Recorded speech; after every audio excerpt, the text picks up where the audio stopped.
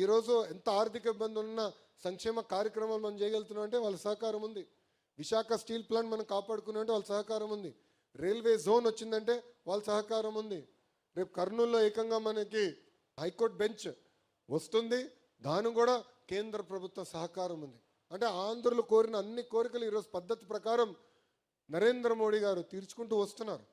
అందుకే మన యోగా డేకి నేను వస్తానంటే ఒక పట్టుదలతో, ఒక కమిట్మెంట్తో, వాళ్ళు అడగపోయినా ఒక రికార్డ్ సాధించాలని 3 లక్షల మందితో ఒక రికార్డ్ సాధించి గౌరవ ప్రధానమంత్రి గారికి ఒక కానుకగా మనందరం అందజేశాం.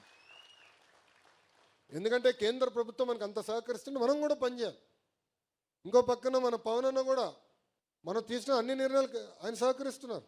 నిలబడండి, మీరు చేయండి, మేము ఉన్నాం మీతో అని పదే పదే ఆయన కూడా చెప్తున్నారు. అందుకే 3 పార్టీలు కలిసికట్టుగా పనిచేద్దాం. చిన్న చిన్న సమస్యలు ఉండొచ్చు, అది వేదిక మన పెద్దలు మేమందరం పరిష్కరిస్తాం, దాంట్లో ఎలాంటి డౌట్ లేదు. కానీ ఇక్కడ ఉన్న కార్యకర్తలు అందరూ కూడా చెప్తున్నా, no misfire, no crossfire, no విడాకులు. అర్థమైందా? కలిసికట్టుగా మనం అందరం పనిచేయాలి.